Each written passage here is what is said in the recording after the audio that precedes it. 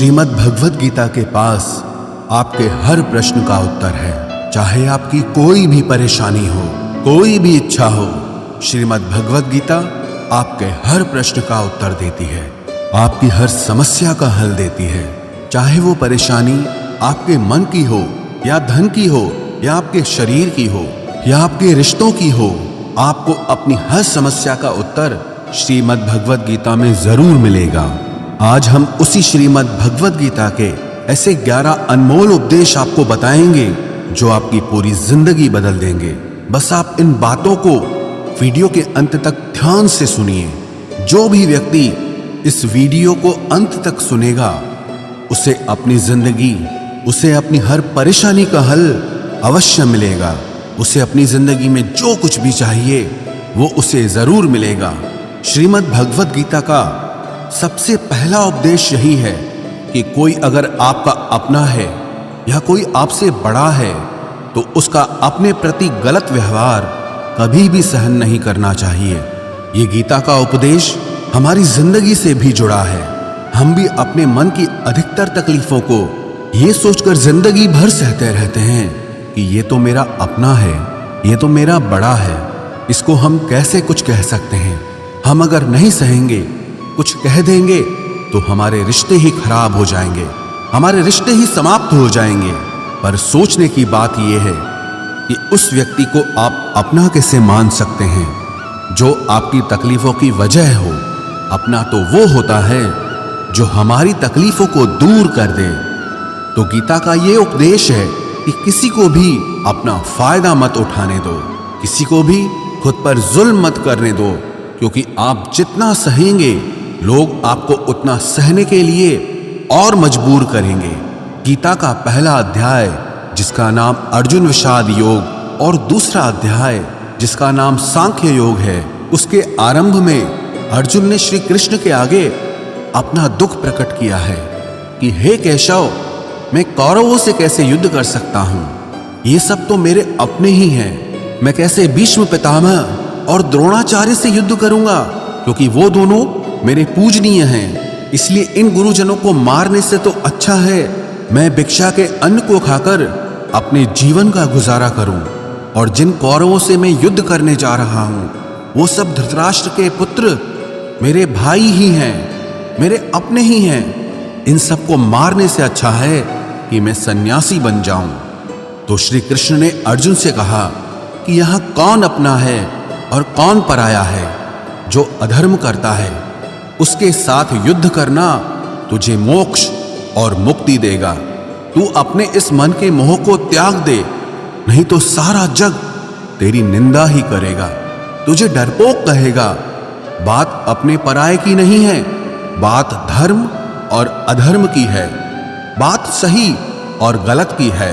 अगर तू गलत को सहेगा, उसका अंत नहीं करेगा, तो गलत करने वाले को और बल मिलेगा, वो और भी गलत करेगा। इसीलिए मन के मोह को त्याग करके तू युद्ध कर। महाभारत की एक और कहानी भी है। जब अर्जुन के पुत्र अभिमन्यु की युद्ध में मृत्यु हो जाती है तब अर्जुन बहुत दुखी होता है, रोने लगता है। वो श्री कृष्ण से कहने लगा कि मेरा पुत्र अभिमन्यु मर गया है, मैं ये दुख बिल्कुल भी सहन नहीं कर सकता, मैं भी अपने आप को समाप्त कर लूंगा। फिर भगवान श्री कृष्ण उसे आत्माओं के लोक में लेके गए, जहां अभिमन्यु आनंद से बैठा हुआ था, क्योंकि उसने क्षत्रियोचित व्यवहार किया, इसलिए उसे उत्तम पद की प्राप्ति हुई। जब अर्जुन अभिमन्यु के पास रोते रोते पहुंचा, अपने पुत्र को देखकर अर्जुन बहुत प्रसन्न हुआ। उसे गले से लगाकर कहने लगा कि हे पुत्र, तेरे बिना तो मैं जी ही नहीं सकता, मैंने तो अपने जीवन की आशा का ही त्याग कर दिया है। तो अभिमन्यु कहने लगा कि आप कौन हैं?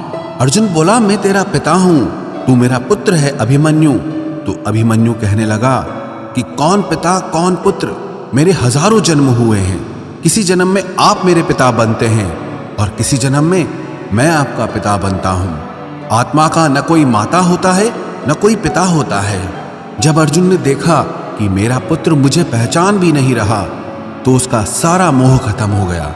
इसलिए गीता के इस उपदेश को ठीक से समझ लो कि यहां कोई अपना पराया नहीं है।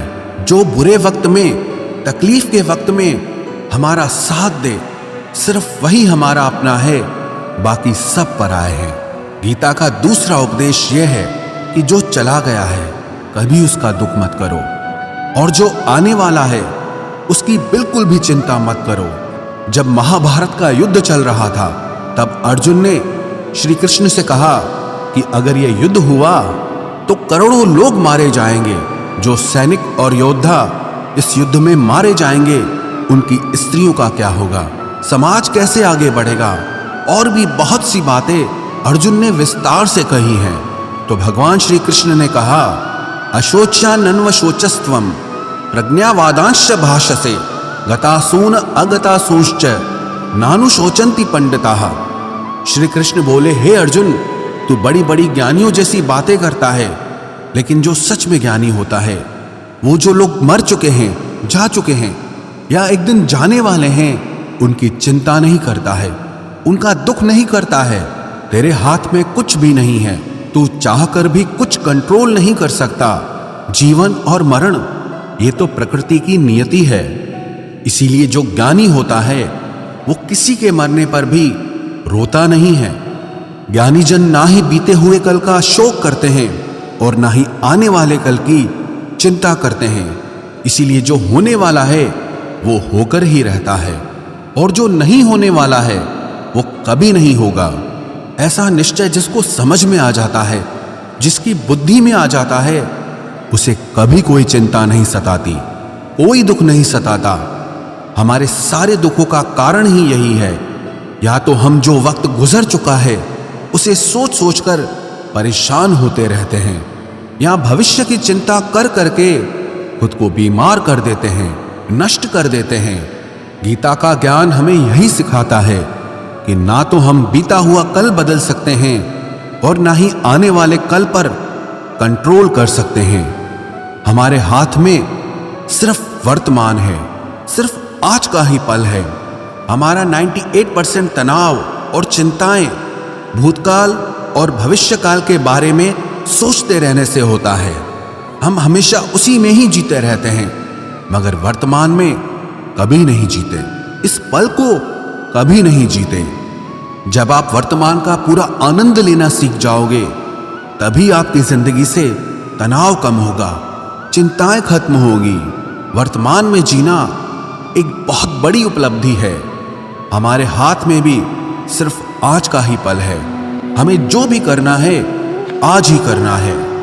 कभी भी ये सोचकर समय को नष्ट नहीं करना चाहिए कि अभी मेरे पास बहुत समय बचा है। एक गुरुजी ने अपने एक शिष्य को पारस का पत्थर दिया।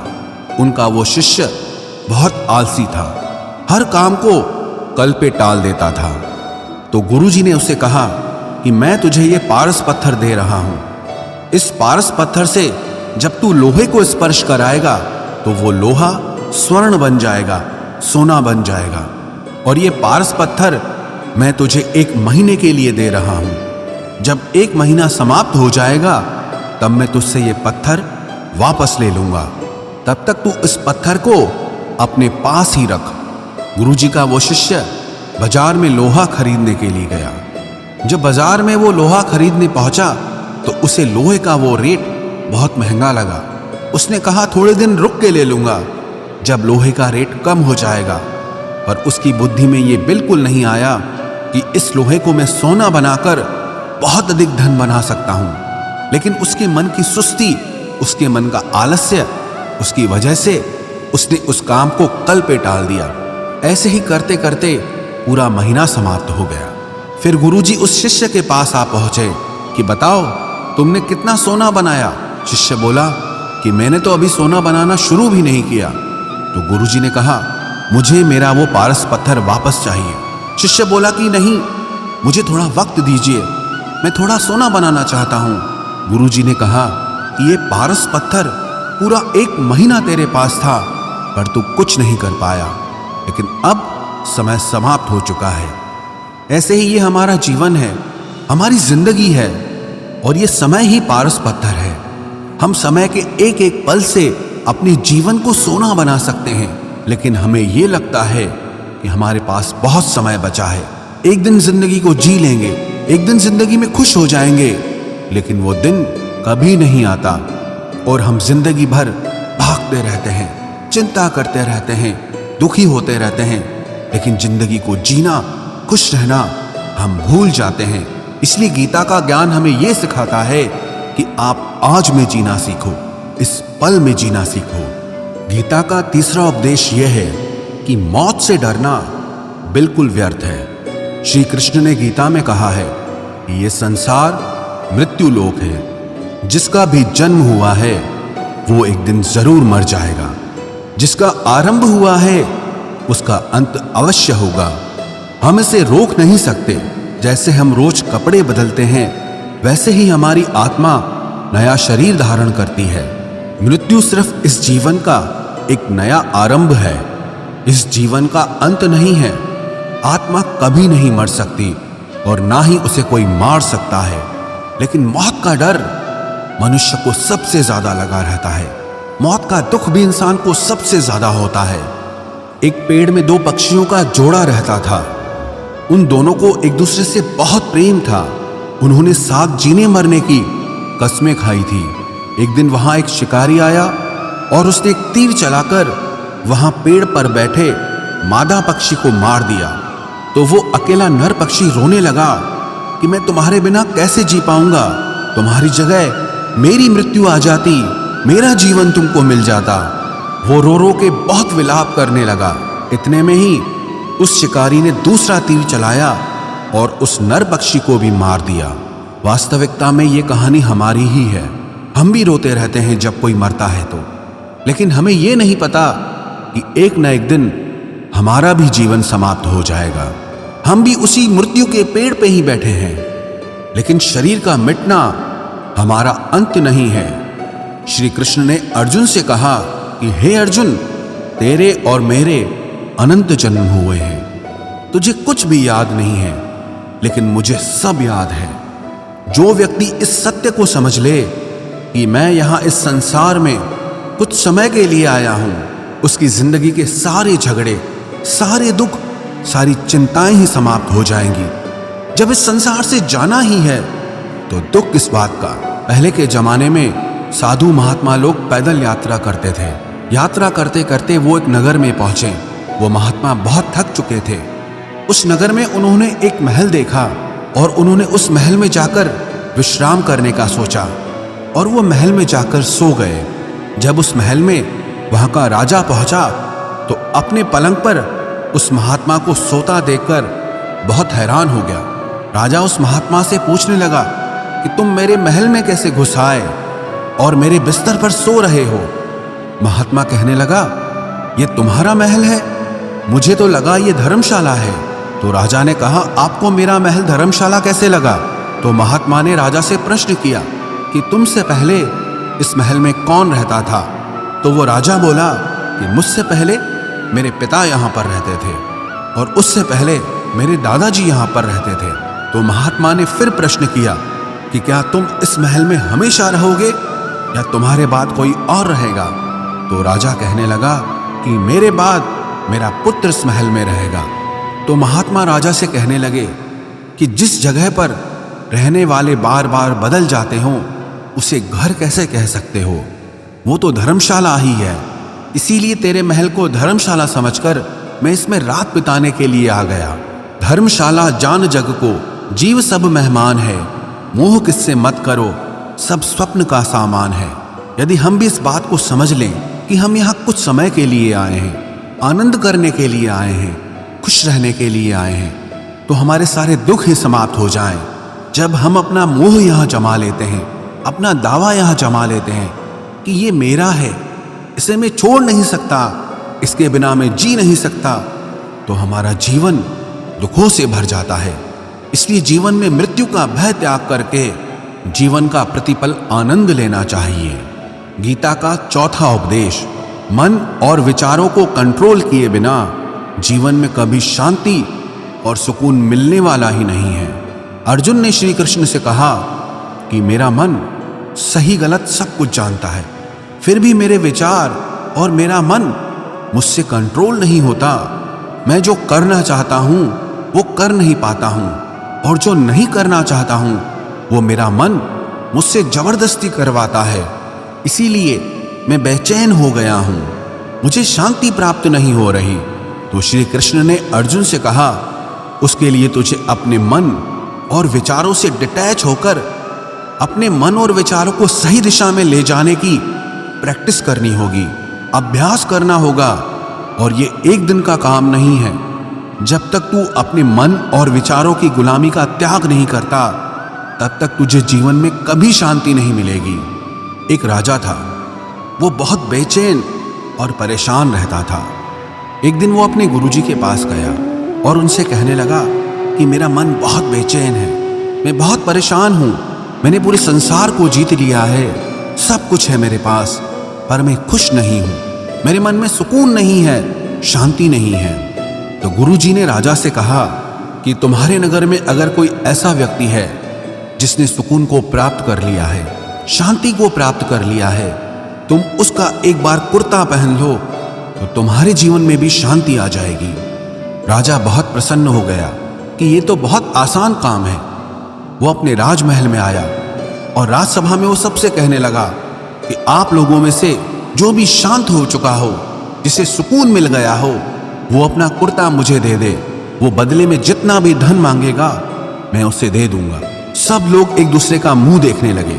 पैसों का लालच आया, लेकिन सबको एक दूसरे की सच्चाई पता थी, क्योंकि किसी की जिंदगी में भी शांति और सुकून नहीं था। सब अपना सर झुकाकर वहां पर खड़े हो गए। फिर उस राजा ने पूरे नगर में ढिंढोरा पिटा दिया कि जिसे भी शांति प्राप्त हो चुकी हो, सुकून प्राप्त हो चुका हो, वो मेरे पास आकर अपना कुर्ता दे दे। वो जितना कहेगा उससे उतना ही धन दिया जाएगा। लेकिन एक भी व्यक्ति ऐसा नहीं मिला जिसे शांति प्राप्त हो चुकी हो। वास्तविकता में जब कोई मरता है तब हम कहते हैं कि वो फलां व्यक्ति आज शांत हो गया। कभी किसी जिंदा इंसान के लिए नहीं सुना कि एक जीता जागता इंसान शांत हो गया है। राजा के सैनिक पूरे शहर में ढूंढते रहे, फिर उन्हें पेड़ के नीचे एक महात्मा तपस्या करता दिखा, जिसके चेहरे पे एक शांति थी, सुकून था। वो सैनिक उस महात्मा के पास आकर पूछने लगे कि क्या आपने शांति प्राप्त कर ली है, सुकून प्राप्त कर लिया है? महात्मा ने कहा, मैं पूरी तरह से शांत हूं। तो सैनिक उसे राजा के पास ले आए। राजा ने उस महात्मा से प्रश्न किया कि क्या आपको शांति और सुकून प्राप्त हो चुके हैं? वो महात्मा कहने लगे, महाराज, मैं पूरी तरह से शांत हूं, मुझे कोई चिंता नहीं, मुझे किसी चीज की लालच नहीं, मुझे कोई इच्छा नहीं है। तो राजा भी बहुत प्रसन्न हो गए कि आखिर वो व्यक्ति मिल ही गया जिसे शांति की प्राप्ति हो चुकी है, जिसे सुकून प्राप्त हो चुका है। तो राजा उस महात्मा से कहने लगे कि हे महात्मा, आप कृपया करके अपना कुर्ता मुझे दे दीजिए, बदले में आप जो मांगेंगे मैं आपको दे दूंगा। वो महात्मा कहने लगे कि महाराज, सुकून और शांति तो मुझे मिल चुके हैं, लेकिन क्या करूं, मेरे पास कुर्ता ही नहीं है पहनने के लिए जो मैं आपको दे सकूं। जब राजा ने उस महात्मा की ये बात सुनी कि इस महात्मा के पास कुर्ता भी नहीं है पहनने के लिए, उसके बाद भी ये महात्मा एकदम शांत है, इसके जीवन में सुकून है। मैं सारी जिंदगी धन को जोड़ने में लगा रहा, दुनिया जीतने में लगा रहा, लेकिन मुझे शांति नहीं मिली, सुकून नहीं मिला, क्योंकि शांति और सुकून बाहर की चीज नहीं है, अपने भीतर की चीज है। इसीलिए जब तक कोई व्यक्ति अपने मन और विचारों को कंट्रोल नहीं करता, तब तक उसके जीवन में सुकून और शांति नहीं आती। और गीता का उपदेश हमें यही सिखाता है कि जीवन में शांति चाहिए तो मन को शांत करना सीखो। गीता का 5वां उपदेश यह है कि वासना, क्रोध और लालच सर्वनाश का कारण है, नरक का द्वार है। जिस भी मनुष्य में ये 3 अवगुण होते हैं, वो हमेशा दूसरों को दुख पहुंचाकर अपने ही सुख और स्वार्थ की पूर्ति करता रहता है।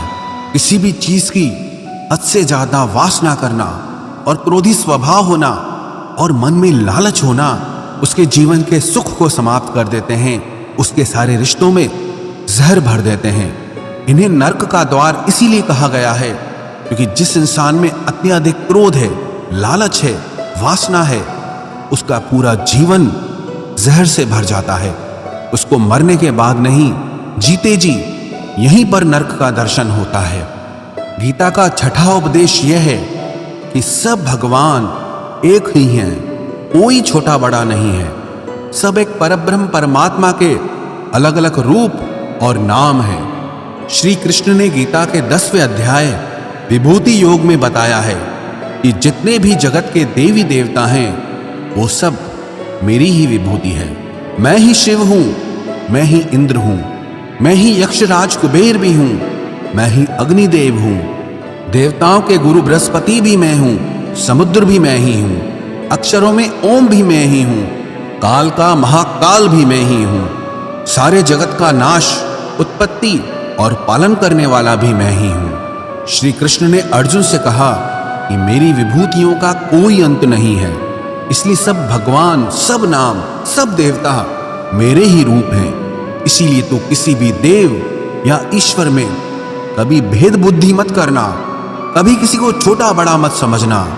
और गीता का उपदेश हमें यह सिखाता है कभी भी किसी दूसरे के इष्ट को छोटा नहीं समझना चाहिए, या इस बात पर झगड़े फसाद नहीं करने चाहिए कि कौन बड़ा है और कौन छोटा है। गीता का 7वां उपदेश यह है, सुख की इच्छा ही आखिर में हमारे दुखों का कारण बनती है। श्री कृष्ण ने अर्जुन से कहा कि मनुष्य जितना सुखों की लालसा और इच्छा करता है उतना ही उसकी इंद्रियां सुख भोग में आसक्त हो जाती है, उतना ही इंसान का मन संसार के सुख और आकर्षण का गुलाम बन जाता है। और जितना सुख के पीछे भागेगा उतना ही उसे दुख के अनुभव से भी गुजरना पड़ेगा, क्योंकि ये संसार का नियम ही है। जो चीजें शुरू में मन को बहुत आकर्षित करती हैं बाद में बहुत दुख देती हैं, और जो चीजें शुरू में मुश्किल लगती हैं, कठिन लगती हैं, बाद में हमें बहुत काम आती हैं।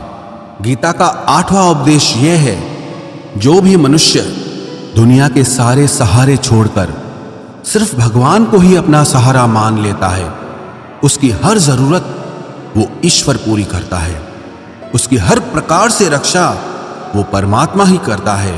अनन्याश्चिन्तयो माम ये जनाः पर्युपासते तेषां नित्याभियुक्तानां योगक्षेमं वहाम्यहम्।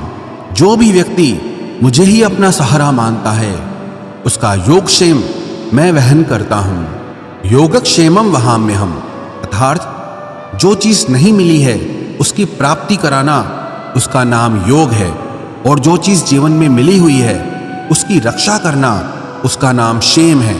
तो श्री कृष्ण कहते हैं जो मुझ पे डिपेंड हो जाते हैं उनको जो चाहिए वो मैं जरूर देता हूं, और उनकी हर प्रकार से मैं रक्षा भी करता हूं। गीता का 9वां उपदेश यह है कि इस संसार में हमारा कुछ भी नहीं है।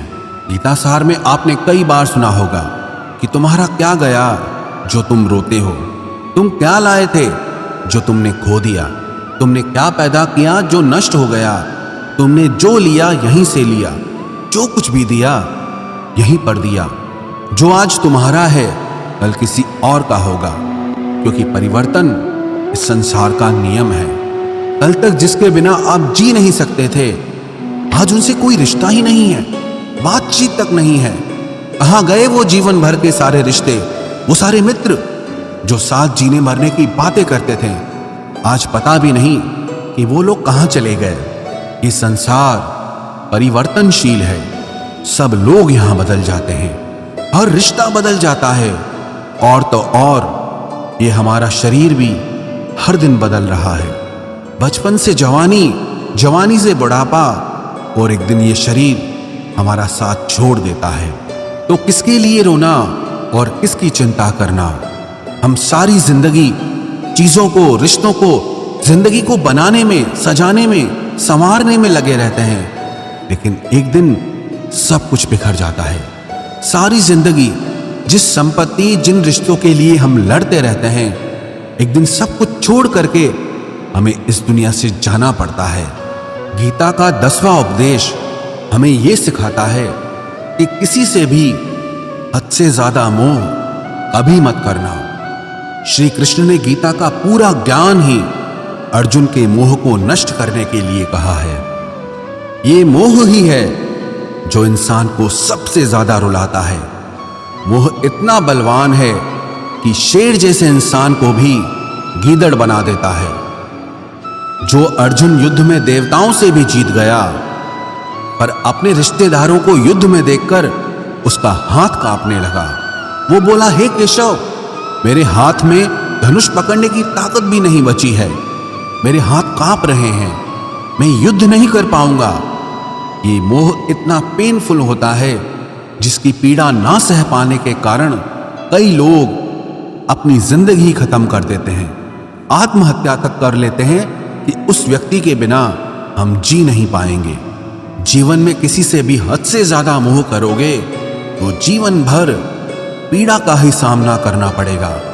जो व्यक्ति अपने मोह से बाहर नहीं आता, उसका सब कुछ उससे छिन जाता है, उसकी सारी खुशी खत्म हो जाती है। इसीलिए गीता का ज्ञान बार बार यही सिखाता है कि अपने मन के मोह को त्याग करके आप बलवान बनो, बुद्धिमान बनो, सत्य के दर्शन करो कि वास्तविकता क्या है।